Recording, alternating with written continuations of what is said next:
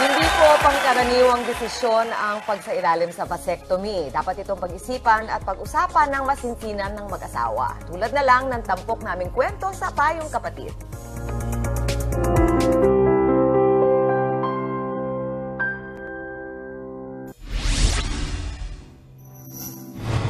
Napakalaking desisyon para sa mag-asawa pero nagdulot pa raw ng mas malalim na pagsasama. Yan ang kwento ni Joe Arsolon na sumailalim sa vasectomy. Hindi laging babae ang kailangan magsakripisyo para sa pamilya. Us men can also do it for them. Mismong si Joe raw ang nagdesisyong sumailalim sa vasectomy. Nakikita raw kasi niya ang mga iniinda ng kanyang misis mula sa pag-inom ng contraceptive pills.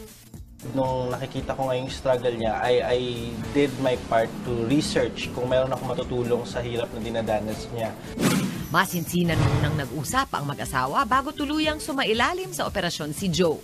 It's a long process. Like, it took us probably 6 to 8 months for us to really decide because we're also checking kung gusto pa talaga namin magkaanak. But since both of us is career-driven, we secured already that we should only have 2 kids.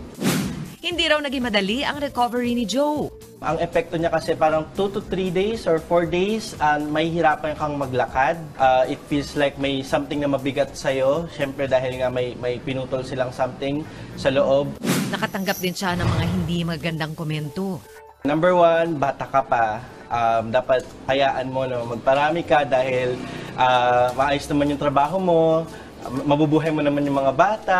Some would also ask me, bakit daw isa lang yung lalaki dahil siya nga magdadala ng apelyido, nakakabawas doon ng pagkalalaki. Well, in fact, it's not. It will make you much more as a man because you stand for your family and not just for yourself. May payo naman ang ating eksperto para sa mga nag-iisip magpa-vasectomy. Una, anong purpose? Pangalawa, para kanino? Para sa sarili mo lang ba yan o para sa asawa mo? Kasi hindi mo alam, baka gusto pa ng asawa mo magkaanak. Pinag-aaralan kasi talaga mabuti, inuupuan ng mag-asawa yung kanilang financial status. Kasi yun ang magsusustain sa needs nung lalabas pang bata kung gusto pa nila.